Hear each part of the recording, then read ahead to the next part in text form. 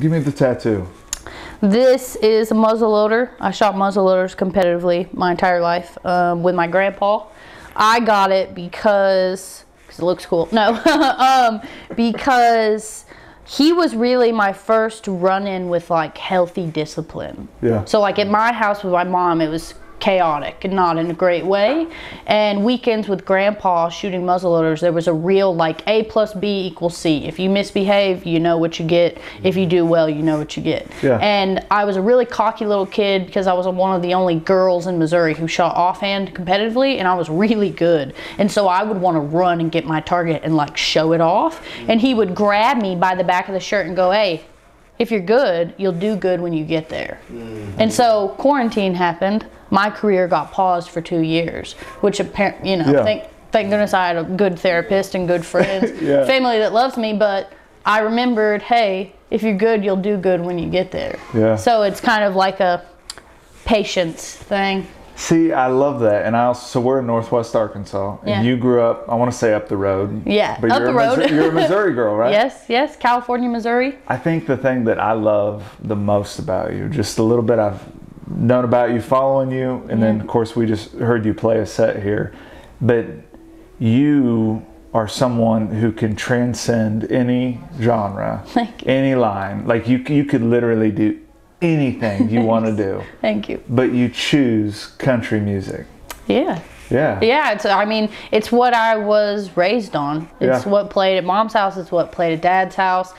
I think though I maybe could sing a different genre, if I got around the people in that industry, they'd be like, they would be like, you should play country. I would be hillbilly for about 30 seconds and like it would all be destroyed. Like the persona of whatever the other genre was. And also like the storytelling, you have to think, like I grew up in the 90s and like all the hits that were on the radio were stories. Yeah. Like Fancy by Reba McEntire was like the national anthem of my house. Yeah. So I fell in love with that as someone who loves to write poetry and who is obsessed with lyrics.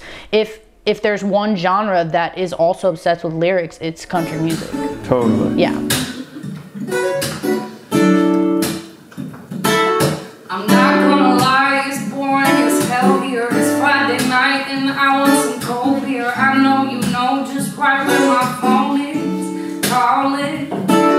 Cause I know you like me, I like you too. Did this last weekend, but baby it's cool, yeah. As long as it's with you, I ain't never ever gonna get tired of dating. Pick up trucks, get in my lip gloss, let's go. Put a little something in Sunday cup when the sun goes down.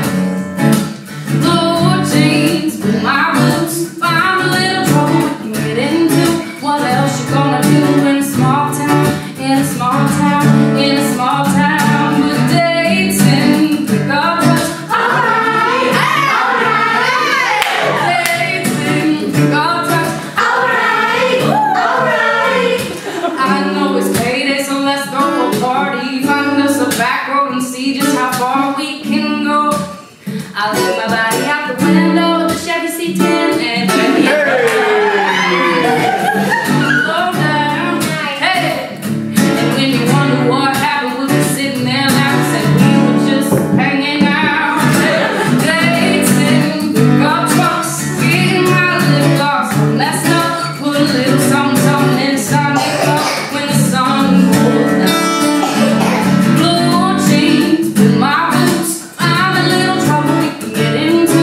What else you gonna do in a small town, in a small town, in a small town with dating? Pick up trucks, alright, yeah, alright. Dating, pick up trucks, alright. Cause I know you like me, I like you too. Did this last weekend, but baby it's cool, yeah. As long as it's with you, I ain't never ever gonna get tired of dating. Pick up trucks, getting my lip gloss so messed up. Put a little something in the Sunday cup when the sun goes down. Blue jeans with my boots, find a little trouble we can get into.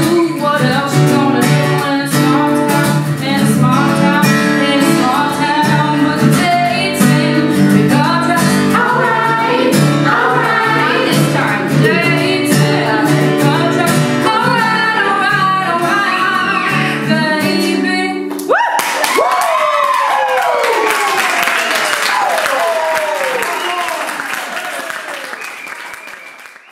you've worked with some incredible songwriters. Yeah, for sure. I mean, Luke. Yeah, Lori. Like, all of them. And of course, Dates and Pickup Trucks is the single right now. Yep. And it is the country bop. If I've heard one, like it is feel good summer. Like it is the song that everyone needs to be freaking listening to right now. Thank you. Yeah. But I really like, I can't get over your voice. Thanks. And I don't mean that just in a compliment, but I think you could sing anything.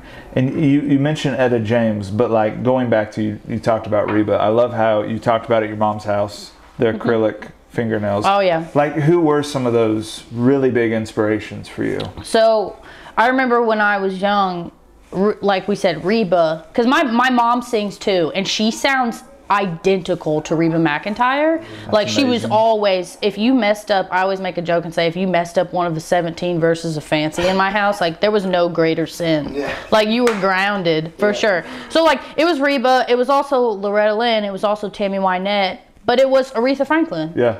And Etta James and Stevie Nicks. Best show I ever saw was Aretha Franklin. Really? Yeah. Oh, amazing. She comes, she sets the purse down, she's like, where's my money? So she sings and she walks out. Completely side note. Yeah. The best part was she came out, she was wearing all these diamonds, she sits at the piano, so she plays the piano. Yeah. You know, and then all of a sudden she like summons this guy from off stage. He comes in with a briefcase, puts it down on the piano, opens it up. She turns to the audience and goes, I think it's time for a costume change. And so she takes off all her diamonds, puts them in the briefcase, and puts on new diamonds and said, I'm ready to rock. I mean, it was like the most boss move I've ever seen in my life. I love that. So she blared through the house growing up. Etta blared through the house growing up. And it was really just any woman who like had some grit and was wholly authentic and was powerful and didn't take shit from anybody. Women who had been through something and pushed through and were now better because of that. Because my mom's very rough around the edges. She had a very rough life that kind of got passed down to us involuntarily.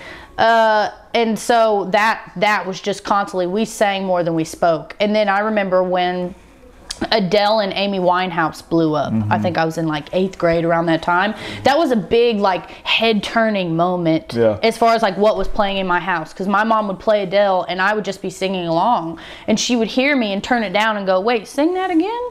Like you can sing this? Like wait just a minute. And so I remember going to college for voice like we talked about, and I wanted to take old country songs and make them more soul, or take old soul songs and make them more country, and just try to be like, hey, I think these things are cousins, and I am wholly authentic both of these things, and like they both have grit, they both have power. This is what I want to do.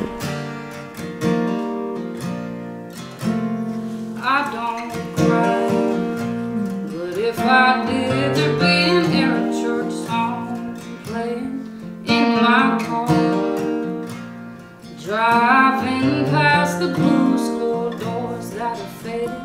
I'm not sad, but if I was, there'd be a 97 F-250 driving away in my head while I'm in Nashville feeling guilty. I'm moving on straight ahead. Eyes on the road always does me best. I'm out with the old and the new. Yeah, I don't go back, but if I did, it'd be you.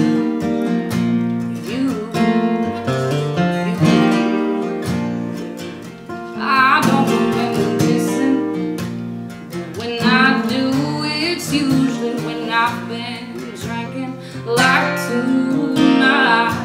Start thinking about you playing pool in your mom's basement. I don't wanna be 17 again. I don't go chasing around could-have beens, and I don't regret that ain't me. But if I did, I know where I'd be. 'Cause I'm moving on straight ahead. Eyes on the road always does me best. I'm out with the old and the new. Yeah, I don't go back, but if I did, it'd be you.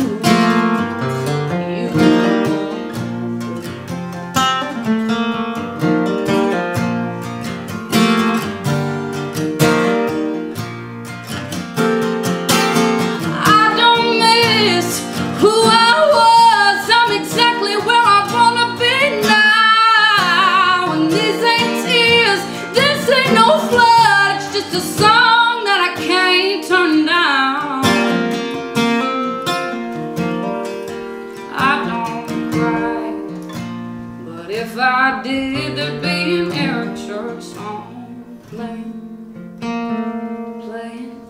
But I'm moving on straight ahead. Eyes on the road always does me best. I'm out the old and the new. Yeah, I don't go back, but if I did, it'd be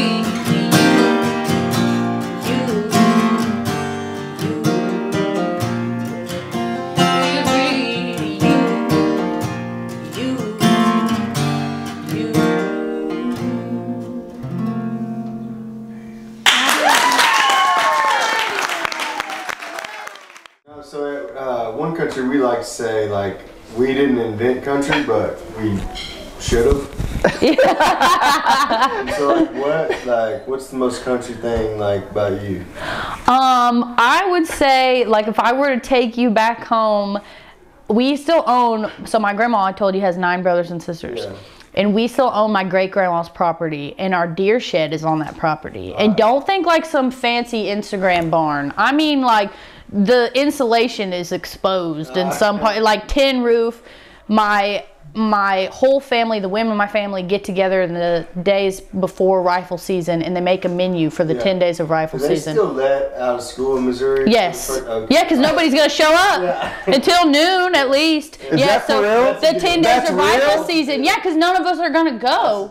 Until you see somebody halfway through the week and you're like, oh, you got one, didn't you? In the whole state? Yeah, because nobody's going to go. What? Yeah. So I would say, like, if you were to meet my Uncle Dino, his beard braid's longer than his ponytail braid. So I would say that's it. Funny. Yeah, and I would also say, like, my favorite meal is fried deer steak, and we fry it like chicken. Yeah. So fried deer steak with mashed potatoes and peas. Tenderize it first? Oh yeah, my family processes. We all process our own meat. Yeah. They have a special soak they do. I said it earlier. I've sat through like at least 200 of those. Yeah. And when I say those, again, just played a set for the group up here in Northwest Arkansas, and I for one have never gotten emotional, for sure. I'm not going to get emotional now. But I think you are, oh my God, we've been talking about the eyelashes already.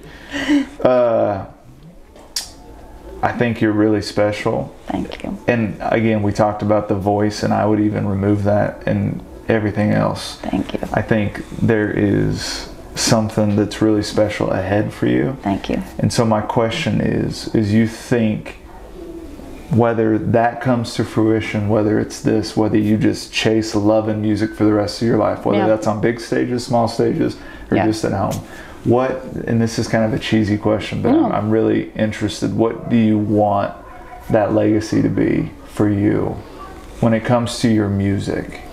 Yeah, I always say I don't care to be the biggest, I just care to be the coolest. Yeah. So I'm chasing who I want to be as a person. Yeah. I'm not chasing what anybody else wants me to be. I'm not chasing what sells. Yeah. I want to be remembered as somebody who did things first, and it was authentic, and it was real, and it impacted people to go chase down their authentic. Yeah. That's what I want more than anything. That's why I'm comfortable living in the two worlds of she hunts but she likes fashion, or she can come off this way but she's also this way. I'm cool with that. To let people know that if they're two polarizing things, or somebody tells them that their makeup doesn't make sense, it does, because you're literally sitting there breathing, being who you are. Yeah. Yeah. Well, I think that's all going to play out real nice. Thank you.